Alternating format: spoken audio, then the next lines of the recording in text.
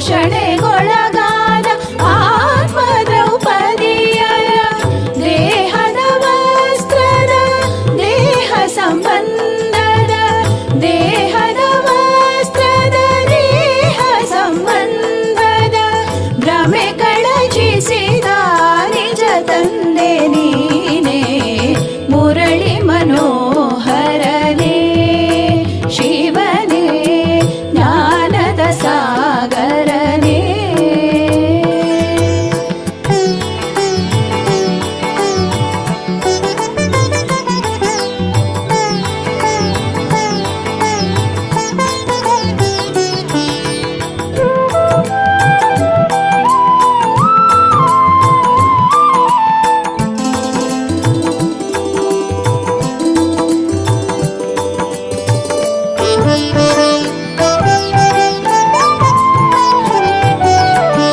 ಮನವೆಂಬೋ ಮಹಾಭಾರತದಲ್ಲಿ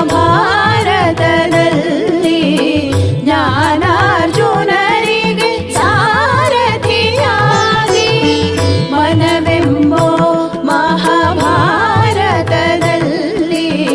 ಜ್ಞಾನಾರ್ಜುನರಿಗೆ ಸಾರಥಿಯಾಗಿ ಅಸುರ ಶಕ್ತಿಯ ಗೌರವ ಸಂಹಾರನೆ ಅಸುರ ಶಕ್ತಿಯ ಗೌರವ ಸಂಹಾರನೆ ಪಾಂಡವರಿಗೆ ಒಲಿದ ಪರಮಾತ್ಮ ನೀನೇ ಮುರಳಿ ಮನೋಹರನೇ ಶಿವನೇ ಜ್ಞಾನದ ಸಾಗರನೇ.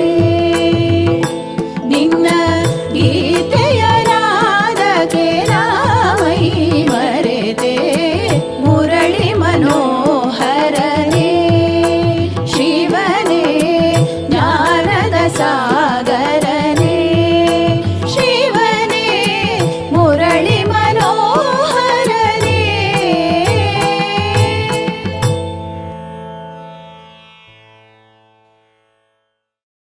ಓಂ ಶಾಂತಿ.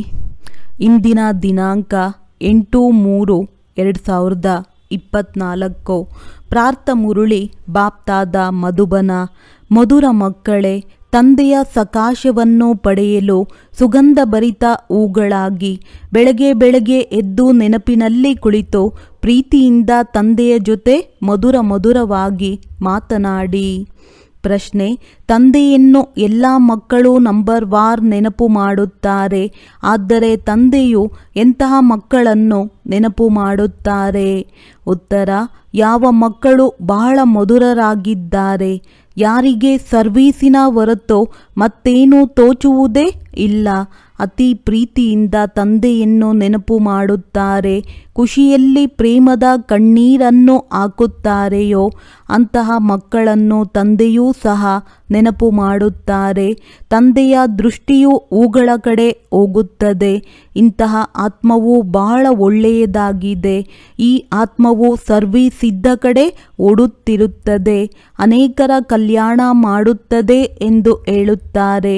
ಅಂದಾಗ ತಂದೆಯು ಅಂಥವರನ್ನು ನೆನಪು ಮಾಡುತ್ತಾರೆ. ಓಂ ಶಾಂತಿ.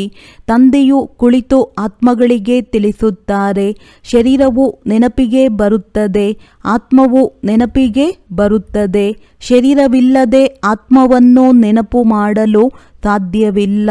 ತಿಳಿದುಕೊಳ್ಳಲಾಗುತ್ತದೆ, ಈ ಆತ್ಮವು ಒಳ್ಳೆಯದಾಗಿದೆ. ಇವರು ಬಾಹ್ಯಮುಖಿ ಆಗಿದ್ದಾರೆ. ಇವರು ಈ ಪ್ರಪಂಚದ ಪರ್ಯಟನೆ ಮಾಡಲು ಬಯಸುತ್ತಾರೆ.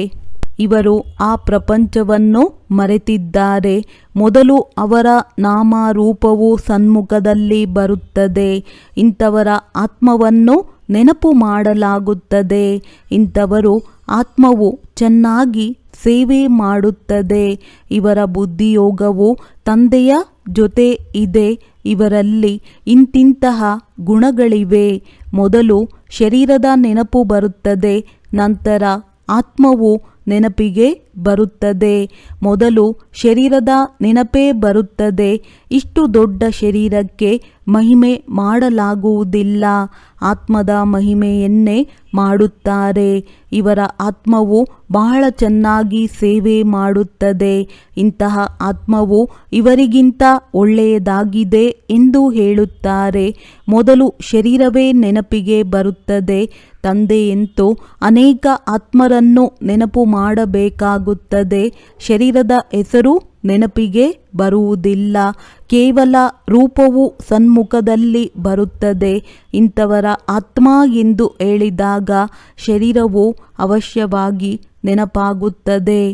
ಹೇಗೆ ಈ ಬಾಬಾರವರ ಶರೀರದಲ್ಲಿ ಶಿವತಂದೆಯು ಬರುತ್ತಾರೆಂದು ತಿಳಿಯುತ್ತೀರಿ?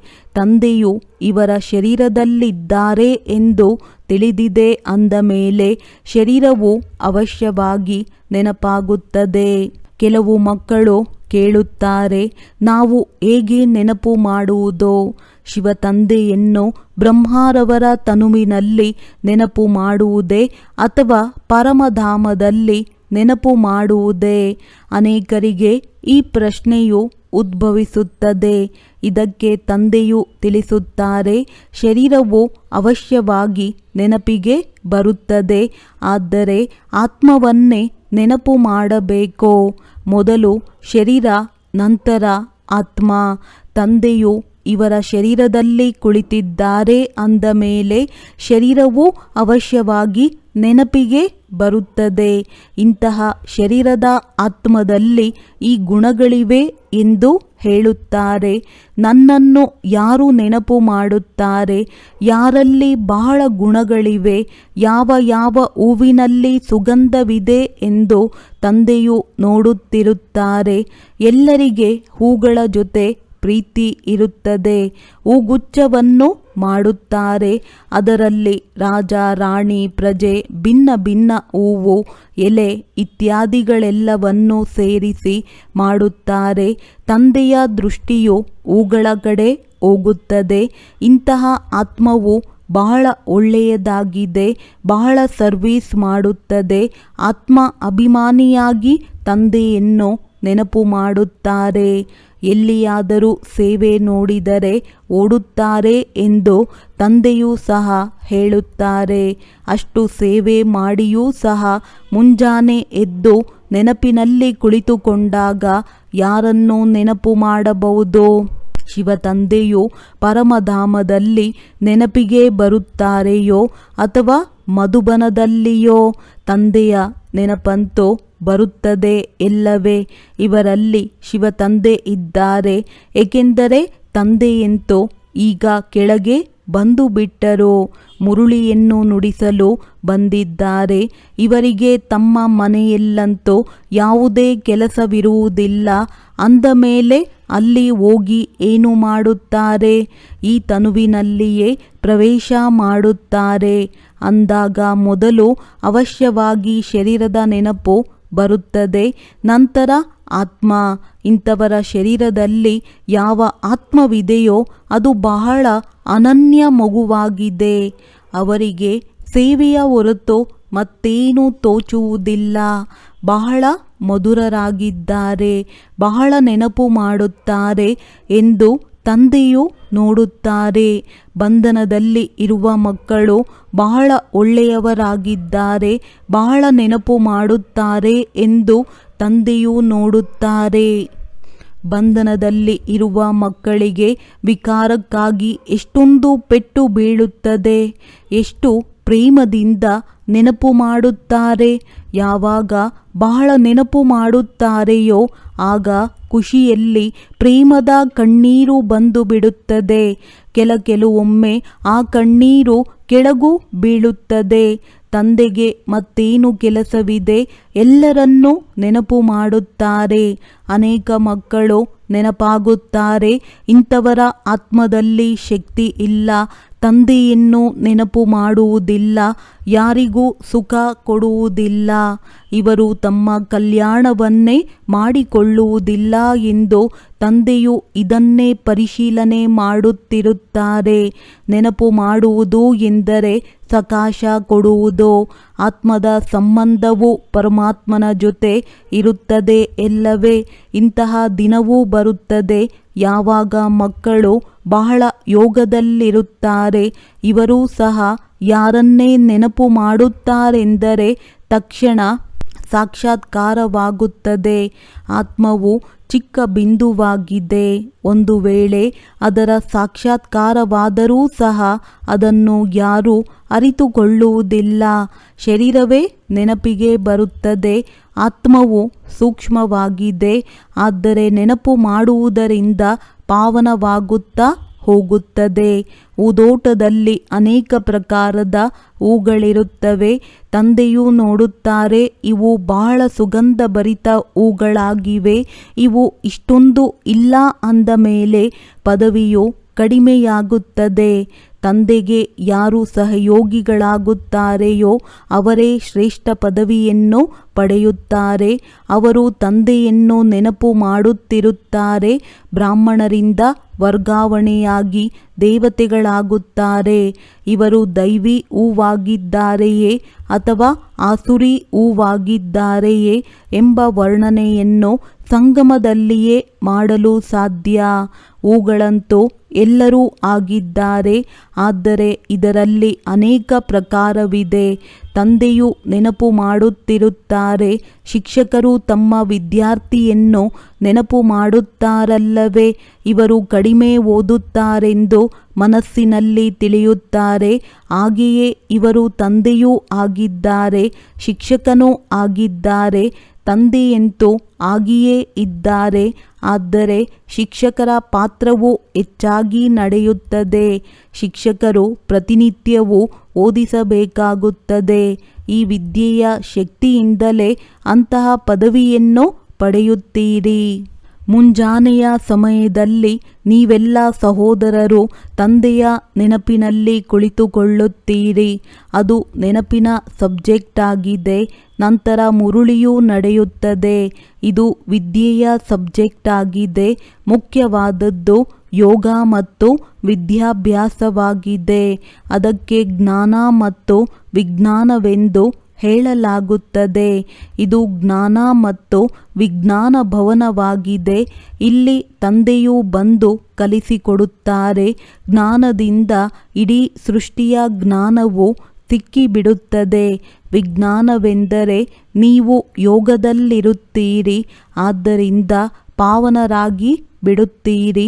ನಿಮಗೆ ಇದರ ಅರ್ಥವೂ ತಿಳಿದಿದೆ. ತಂದೆಯು ಸದಾ ಮಕ್ಕಳನ್ನು ನೋಡುತ್ತಿರುತ್ತಾರೆ. ಆತ್ಮ ಅಭಿಮಾನಿಗಳು ಆಗುವುದರಿಂದಲೇ ಭೂತಗಳು ಬಿಟ್ಟು ಹೋಗುತ್ತವೆ. ಎಲ್ಲರ ಭೂತಗಳು ಬೇಗನೆ ಬಿಟ್ಟು ಹೋಗುತ್ತವೆ ಎಂದು ಹೇಳಲು ಸಾಧ್ಯವಿಲ್ಲ. ಲೆಕ್ಕಾಚಾರವು ಯಾವಾಗ ಸಮಾಪ್ತಿಯಾಗುವುದೋ ನಂತರ ನಡವಳಿಕೆಯ ಅನುಸಾರವೇ ಪದವಿಯನ್ನು ಪಡೆಯುತ್ತಾರೆ. ಇನ್ನೊಂದು ತರಗತಿಗೆ ವರ್ಗಾವಣೆಯಾಗುತ್ತಾರೆ. ಈ ಪ್ರಪಂಚದ ವರ್ಗಾವಣೆಯು ಕೆಳಗೆ ಹೋಗುತ್ತಿದೆ ಮತ್ತು ನಿಮ್ಮದು ಮೇಲೇರುತ್ತಿದೆ. ಎಷ್ಟೊಂದು ಅಂತರವಿದೆ. ಅವರು ಕಲಿಯುಗಿ ಏಣಿಯನ್ನು ಇಳಿಯುತ್ತಾ ಹೋಗುತ್ತಾರೆ ಮತ್ತು ನೀವು ಪುರುಷೋತ್ತಮ ಸಂಗಮಯುಗಿ ಬ್ರಾಹ್ಮಣರು ಏಣಿಯನ್ನು ಹತ್ತುತ್ತಾ ಹೋಗುತ್ತೀರಿ. ಪ್ರಪಂಚವಂತೂ ಇದೇ ಆಗಿದೆ, ಆದರೆ ಇದು ಕೇವಲ ಬುದ್ಧಿಯ ಕೆಲಸವಾಗಿದೆ. ನಾವು ಸಂಗಮ ಯುಗಿಗಳಾಗಿದ್ದೇವೆಂದು ನೀವು ಹೇಳುತ್ತೀರಿ. ಪುರುಷೋತ್ತಮರನ್ನಾಗಿ ಮಾಡಲು ತಂದೆಯೇ ಬರಬೇಕಾಗುತ್ತದೆ. ಈಗ ನಿಮಗಾಗಿ ಈ ಪುರುಷೋತ್ತಮ ಸಂಗಮ ಯುಗವಾಗಿದೆ. ಉಳಿದೆಲ್ಲರೂ ಘೋರ ಅಂಧಕಾರದಲ್ಲಿದ್ದಾರೆ. ಅವರು ಭಕ್ತಿಯನ್ನು ಬಹಳ ಒಳ್ಳೆಯದೆಂದು ತಿಳಿಯುತ್ತಾರೆ, ಏಕೆಂದರೆ ಅವರಿಗೆ ಜ್ಞಾನವೇ ಗೊತ್ತಿಲ್ಲ. ನಿಮಗೀಗ ಜ್ಞಾನವೂ ಸಿಕ್ಕಿದೆ, ಆದ್ದರಿಂದ ನೀವು ಅರಿತುಕೊಳ್ಳುತ್ತೀರಿ. ಜ್ಞಾನದ ಒಂದು ಚಿಟುಕೆಯಿಂದ ಅರ್ಧ ಕಲ್ಪಕ್ಕಾಗಿ ನಾವು ಮೇಲೇರುತ್ತೇವೆ. ಮತ್ತೆ ಅಲ್ಲಿ ಜ್ಞಾನದ ಮಾತು ಇರುವುದಿಲ್ಲ. ಇವೆಲ್ಲ ಮಾತುಗಳನ್ನು ಮಹಾರಥಿ ಮಕ್ಕಳೇ ಧಾರಣೆ ಮಾಡಿ ಅನ್ಯರಿಗೆ ತಿಳಿಸುತ್ತಿರುತ್ತಾರೆ. ಉಳಿದವರು ಇಲ್ಲಿಂದ ಹೊರಗೆ ಹೋದರೆ ಎಲ್ಲವೂ ಸಮಾಪ್ತಿಯಾಗುತ್ತದೆ. ಕರ್ಮ ಅಕರ್ಮ ವಿಕರ್ಮದ ರಹಸ್ಯವನ್ನು ಭಗವಂತನೇ ತಿಳಿಸುತ್ತಾರೆ. ಇದು ಕಲ್ಪದ ಸಂಗಮ ಯುಗವಾಗಿದೆ. ಈಗ ಹಳೆಯ ಪ್ರಪಂಚವು ಸಮಾಪ್ತಿಯಾಗಿ ಹೊಸ ಪ್ರಪಂಚವು ಸ್ಥಾಪನೆಯಾಗಲಿದೆ. ವಿನಾಶವೂ ಸಹ ಸನ್ಮುಖದಲ್ಲಿ ನಿಂತಿದೆ. ನೀವು ಸಂಗಮ ಯುಗದಲ್ಲಿ ನಿಂತಿದ್ದೀರಿ ಮತ್ತು ಮನುಷ್ಯರಿಗೆ ಈಗ ಕಲಿಯುಗವು ನಡೆಯುತ್ತಿದೆ. ಎಷ್ಟು ಘೋರ ಅಂಧಕಾರವಿದೆ. ಕೆಳಗೆ ಇಳಿಯುತ್ತಲೇ ಇರುತ್ತಾರೆ.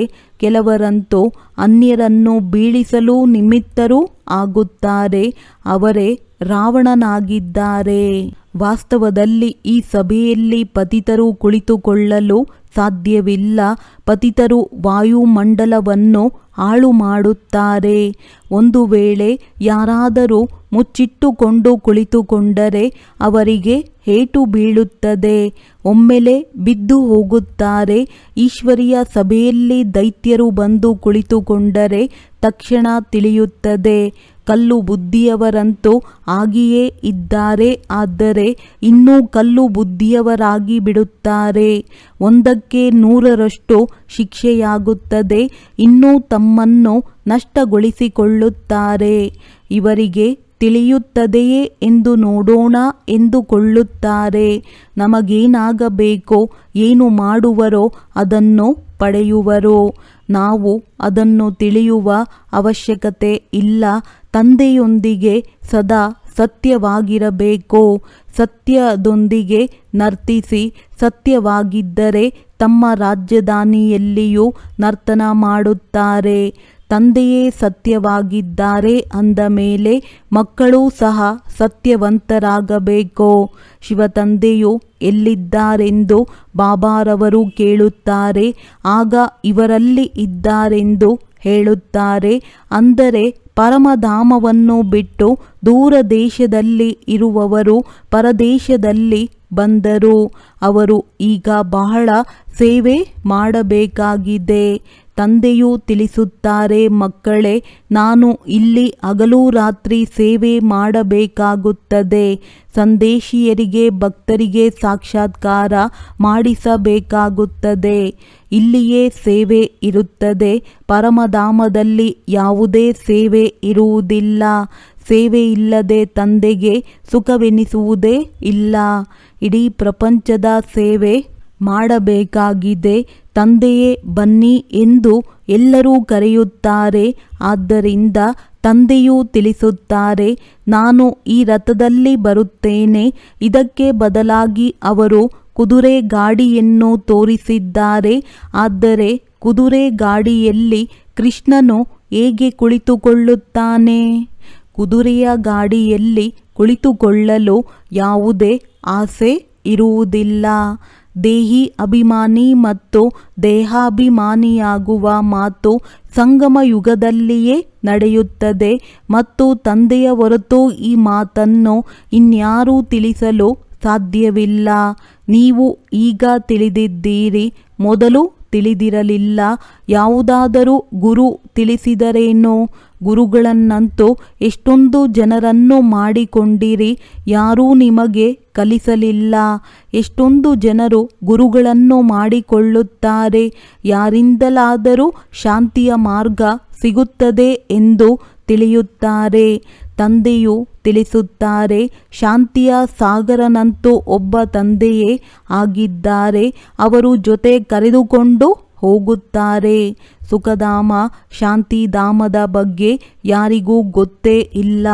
ಕಲಿಯುಗದಲ್ಲಿ ಶೂದ್ರ ವರ್ಣವಿದೆ. ಪುರುಷೋತ್ತಮ ಸಂಗಮ ಯುಗದಲ್ಲಿ ಬ್ರಾಹ್ಮಣ ವರ್ಣವಿದೆ. ಈ ವರ್ಣಗಳೂ ಸಹ ನಿಮ್ಮ ಹೊರತು ಯಾರೂ ತಿಳಿದಿಲ್ಲ. ಇಲ್ಲಿ ಕೇಳುತ್ತಾರೆ, ಮತ್ತೆ ಹೊರಗೆ ಹೋದಾಗ ಎಲ್ಲವನ್ನು ಮರೆತು ಹೋಗುತ್ತಾರೆ. ಧಾರಣೆ ಆಗುವುದಿಲ್ಲ. ಆದ್ದರಿಂದ ತಂದೆಯು ತಿಳಿಸುತ್ತಾರೆ, ಎಲ್ಲಿಯೇ ಹೋಗುತ್ತೀರೆಂದರೆ ನಿಮ್ಮ ಬಳಿ ಬ್ಯಾಡ್ಜ್ ಇರಲಿ, ಇದರಲ್ಲಿ ಸಂಕೋಚದ ಮಾತಿಲ್ಲ. ಇದನ್ನು ತಂದೆಯು ಕಲ್ಯಾಣಕ್ಕಾಗಿಯೇ ಮಾಡಿಸಿದ್ದಾರೆ. ಯಾರಿಗೆ ತಿಳಿಸಿ ಇದನ್ನು ಕೊಡುತ್ತೀರೆಂದರೆ ಅವರಲ್ಲಿ ಯಾರಾದರೂ ಬುದ್ಧಿವಂತರಿದ್ದರೆ ಇದಕ್ಕಾಗಿ ತಮಗೆ ಖರ್ಚು ಆಗಿರಬೇಕೆಂದು ಹೇಳುತ್ತಾರೆ. ಆಗ ತಿಳಿಸಿ, ಖರ್ಚಂತೂ ಆಗುತ್ತದೆ. ಇದು ಬಡವರಿಗಾಗಿ ಉಚಿತವಾಗಿದೆ. ಇದನ್ನು ಧಾರಣೆ ಮಾಡಿದರೆ ಶ್ರೇಷ್ಠ ಪದವಿಯನ್ನು ಪಡೆಯಬಹುದು. ಬಡವರ ಬಳಿ ಹಣವೇ ಇಲ್ಲವೆಂದರೆ ಏನು ಮಾಡುತ್ತಾರೆ? ಕೆಲವರ ಬಳಿ ಹಣವಿರುತ್ತದೆ, ಆದರೆ ಜಿಪುಣರಾಗಿರುತ್ತಾರೆ. ಬ್ರಹ್ಮ ತಂದೆಯು ಎಲ್ಲವನ್ನೂ ನಿಜ ಜೀವನದಲ್ಲಿ ಮಾಡಿ ತೋರಿಸಿದರು. ತಾವೇ ಎಲ್ಲವನ್ನೂ ಸಂಭಾಲನೆ ಮಾಡಿ ಎಂದು ಮಾತೆಯರಿಗೆ ಎಲ್ಲವನ್ನೂ ಅರ್ಪಣೆ ಮಾಡಿಬಿಟ್ಟರು. ಏಕೆಂದರೆ ಅಂತ್ಯದಲ್ಲಿ ಏನೂ ಸಹ ನೆನಪಿಗೆ ಬರಬಾರದೆಂದು ಈ ಜ್ಞಾನ ಸಿಕ್ಕಿದೆ. ಅಂತ್ಯಕಾಲದಲ್ಲಿ ಯಾರು ಸ್ತ್ರೀಯನ್ನು ನೆನಪು ಮಾಡಿದರೆ ಎಂಬ ಮಾತಿದೆ. ದೊಡ್ಡ ದೊಡ್ಡ ಮನೆ ಮುಂತಾದವುಗಳಿದ್ದರೆ ಅವಶ್ಯವಾಗಿ ನೆನಪಿಗೆ ಬರುತ್ತದೆ. ಆದರೆ ಸ್ವಲ್ಪ ಜ್ಞಾನ ಕೇಳಿದರೂ ಸಹ ಪ್ರಜೆಗಳಲ್ಲಿ ಬರುತ್ತಾರೆ. ತಂದೆಯಂತೂ ಬಡವರ ಬಂಧುವಾಗಿದ್ದಾರೆ. ಕೆಲವರ ಬಳಿ ಹಣವಿದ್ದರೂ ಸಹ ಜಿಪುಣರಾಗಿರುತ್ತಾರೆ. ಶಿವತಂದೆಯು ಮೊದಲ ವಾರಸುದಾರ ಮಗನಾಗಿದ್ದಾರೆ ಎಂಬುದನ್ನು ತಿಳಿಯುವುದಿಲ್ಲ. ಭಕ್ತಿ ಮಾರ್ಗದಲ್ಲಿಯೂ ಸಹ ಭಗವಂತನನ್ನು ವಾರಸುದಾರನನ್ನಾಗಿ ಮಾಡಿಕೊಳ್ಳುತ್ತಾರೆ. ಈಶ್ವರಾರ್ಥವಾಗಿ ನೀಡುತ್ತಾರೆ ಅಂದಾಗ ಭಗವಂತನಿಗೆ ಕೊಡಲು ಅವರೇನು ಕಂಗಾಲರಾಗಿದ್ದಾರೆಯೇ? ಈಶ್ವರನ ಹೆಸರಿನಲ್ಲಿ ಬಡವರಿಗೆ ದಾನ ಕೊಟ್ಟರೆ ಅದಕ್ಕೆ ಪ್ರತಿಯಾಗಿ ಈಶ್ವರನು ಕೊಡುತ್ತಾನೆಂದು ತಿಳಿಯುತ್ತಾರೆ. ಅದು ಇನ್ನೊಂದು ಜನ್ಮದಲ್ಲಂತೂ ಸಿಗುತ್ತದೆ. ದಾನ ಕೊಟ್ಟರೆ ಗ್ರಹಣ ಬಿಡುತ್ತದೆ ಎಂದು ಹೇಳುತ್ತಾರೆ. ಬ್ರಹ್ಮ ತಂದೆಯೂ ತಿಳಿಸುತ್ತಾರೆ, ನಾನು ತಂದೆಗೆ ಎಲ್ಲವನ್ನೂ ಕೊಟ್ಟು ಬಿಟ್ಟೆನು. ಶರೀರ, ಮಿತ್ರ ಸಂಬಂಧಿ ಮುಂತಾದವರೆಲ್ಲರನ್ನೂ ತಂದೆಗೆ ಸಮರ್ಪಣೆ ಮಾಡಿಬಿಟ್ಟೆನು. ಬಾಬಾ, ಇದೆಲ್ಲವೂ ತಮ್ಮದಾಗಿದೆ. ಈ ಸಮಯದಲ್ಲಿ ಇಡೀ ಪ್ರಪಂಚಕ್ಕೆ ಗ್ರಹಣ ಹಿಡಿದಿದೆ. ಅದು ಹೇಗೆ ಒಂದು ಸೆಕೆಂಡಿನಲ್ಲಿ ಬಿಟ್ಟು ಹೋಗುತ್ತದೆ? ಪತಿತರಿಂದ ಹೇಗೆ ಪಾವನರಾಗುತ್ತೇವೆ ಎಂಬುದನ್ನು ಈಗ ನೀವೇ ತಿಳಿದುಕೊಂಡಿದ್ದೀರಿ ಮತ್ತು ಅನ್ಯರಿಗೆ ತಿಳಿಸುತ್ತೀರಿ. ಆಂತರ್ಯದಲ್ಲಿ ತಿಳಿದುಕೊಂಡಿದ್ದೇವೆ, ಆದರೆ ಯಾರಿಗೂ ತಿಳಿಸಲು ಆಗುವುದಿಲ್ಲ ಎಂದು ಯಾರು ಹೇಳುತ್ತಾರೆಯೋ ಅವರು ಯಾವುದೇ ಕೆಲಸಕ್ಕೆ ಉಪಯೋಗವಾಗುವುದಿಲ್ಲ. ತಂದೆಯು ತಿಳಿಸುತ್ತಾರೆ, ದಾನ ಕೊಟ್ಟರೆ ಗ್ರಹಣ ಬಿಡುತ್ತದೆ. ನಾನು ನಿಮಗೆ ಅವಿನಾಶಿ ಜ್ಞಾನರತ್ನಗಳನ್ನು ಕೊಡುತ್ತೇನೆ. ಅವನ್ನು ಎಲ್ಲರಿಗೆ ಕೊಡುತ್ತಾ ಹೋಗಿ. ಆಗ ಭಾರತಕ್ಕೆ ಅಥವಾ ಇಡೀ ಪ್ರಪಂಚದ ಮೇಲೆ ಯಾವ ಗ್ರಹಣ ಕುಳಿತಿದೆಯೋ ಅದು ಇಳಿದು ಹೋಗುತ್ತದೆ. ಬೃಹಸ್ಪತಿಯ ದಶೆಯಾಗುತ್ತದೆ. ಎಲ್ಲದಕ್ಕಿಂತ ಒಳ್ಳೆಯದು ಬೃಹಸ್ಪತಿ ದಶೆಯಾಗಿದೆ. ಈಗ ನಿಮಗೆ ಗೊತ್ತಿದೆ, ಇಡೀ ಪ್ರಪಂಚ, ಅದರಲ್ಲಿಯೂ ವಿಶೇಷವಾಗಿ ಭಾರತಕ್ಕೆ ರಾಹುವಿನ ಗ್ರಹಣ ಹಿಡಿದಿದೆ. ಅದು ಹೇಗೆ ಬಿಡುತ್ತದೆ? ಇವರಂತೂ ತಂದೆಯಾಗಿದ್ದಾರಲ್ಲವೇ? ತಂದೆಯು ನಿಮ್ಮಿಂದ ಹಳೆಯದನ್ನು ತೆಗೆದುಕೊಂಡು ಹೊಸದನ್ನು ಕೊಡುತ್ತಾರೆ. ಇದಕ್ಕೆ ಬೃಹಸ್ಪತಿ ದಶೆ ಎಂದು ಹೇಳಲಾಗುತ್ತದೆ. ಮುಕ್ತಿಧಾಮದಲ್ಲಿ ಹೋಗುವವರಿಗೆ ಬೃಹಸ್ಪತಿ ದಶೆ ಎಂದು ಹೇಳುವುದಿಲ್ಲ. ಒಳ್ಳೆಯದು. ಮಧುರಾತಿ ಮಧುರ ಅಗಲಿ ಹೋಗಿ ಮರಳಿ ಸಿಕ್ಕಿರುವ ಮಕ್ಕಳ ಪ್ರತಿ ಮಾತ್ಪಿತಾ ಬಾಪ್ ದಾದಾರವರ ನೆನಪು, ಪ್ರೀತಿ ಹಾಗೂ ಸುಪ್ರಭಾತ. ಆತ್ಮಿಕ ಮಕ್ಕಳಿಗೆ ಆತ್ಮಿಕ ತಂದೆಯ ನಮಸ್ತೆ. ಧಾರಣೆಗಾಗಿ ಮುಖ್ಯ ಸಾರ: ಸದಾ ಖುಷಿಯಲ್ಲಿ ನರ್ತನ ಮಾಡಲು ಸತ್ಯ ತಂದೆಯೊಂದಿಗೆ ಸದಾ ಸತ್ಯವಾಗಿರಬೇಕು. ಏನನ್ನು ಮುಚ್ಚಿಡಬಾರದು. ತಂದೆಯ ಯಾವ ಅವಿನಾಶಿ ರತ್ನಗಳನ್ನು ಕೊಡುತ್ತಾರೆಯೋ ಅವನ್ನು ಎಲ್ಲರಿಗೆ ಹಂಚಬೇಕಾಗಿದೆ. ಜೊತೆಗೆ ಶಿವತಂದೆಯನ್ನು ತಮ್ಮ ವಾರಸುದಾರನನ್ನಾಗಿ ಮಾಡಿಕೊಂಡು ಎಲ್ಲವನ್ನು ಸಫಲ ಮಾಡಬೇಕಾಗಿದೆ. ಇದರಲ್ಲಿ ಜಿಪುಣರಾಗಬಾರದು. ವರದಾನ: ಬಿಂದು ಮತ್ತು ಹನಿಯ ಮಹತ್ವವನ್ನು ತಿಳಿದು ತಮ್ಮ ಶ್ರೇಷ್ಠ ಸ್ಥಿತಿಯನ್ನು ಮಾಡಿಕೊಳ್ಳುವವರೇ ಸಿದ್ಧಿ ಸ್ವರೂಪ ಭವ. ಶಿವ ಪರಮಾತ್ಮನ ಪೂಜೆಯಲ್ಲಿ ಒಂದು ಬಿಂದುವಿನ ವಿಶೇಷತೆ ಇದೆ, ಇನ್ನೊಂದು ಹನಿಯ ವಿಶೇಷತೆ ಇದೆ. ಎರಡರದ್ದು ತಮ್ಮ ಮಹತ್ವವಿದೆ. ಆತ್ಮ, ಪರಮಾತ್ಮ ಮತ್ತು ಪ್ರಕೃತಿಯ ಈ ಆಟ ಅರ್ಥಾತ್ ಡ್ರಾಮಾ ಮೂರರ ಜ್ಞಾನ ಪ್ರತ್ಯಕ್ಷ ಜೀವನದಲ್ಲಿ ಬಿಂದುವೇ ಅನುಭವವಾಗುತ್ತದೆ ಮತ್ತು ಹನಿಯಾಗಿದೆ ಶುದ್ಧ ಸಂಕಲ್ಪಗಳ ಸ್ಮೃತಿ, ಯಾವುದರಿಂದ ಮಿಲನದ ಸಿದ್ಧಿಯ ಅನುಭವವಾಗುತ್ತದೆ. ಆತ್ಮಿಕ ವಾರ್ತಾಲಾಪದಲ್ಲಿ ಪ್ರಾಪ್ತಿಗಳ ಶೀತಲ ಹನಿಗಳು ತಂದೆಯ ಮೇಲೆ ಹಾಕುತ್ತೀರಿ, ಇದರಿಂದಲೇ ಶ್ರೇಷ್ಠ ಸ್ಥಿತಿಯಾಗಿ ಬಿಡುತ್ತದೆ. ಇದರ ನೆನಪಾರ್ಥ ಭಕ್ತಿಯಲ್ಲಿಯೂ ನಡೆದು ಬರುತ್ತದೆ. ಸ್ಲೋಗನ್: ಹೆಚ್ಚು ಮಾತನಾಡುವುದರಿಂದ ಬುದ್ಧಿಯ ಶಕ್ತಿ ಕಡಿಮೆಯಾಗಿ ಬಿಡುವುದು, ಆದ್ದರಿಂದ ಸ್ವಲ್ಪವೇ ಆದರೂ ಮಧುರವಾಗಿ ಮಾತನಾಡಿ. ಒಳ್ಳೆಯದು. ಓಂ ಶಾಂತಿ.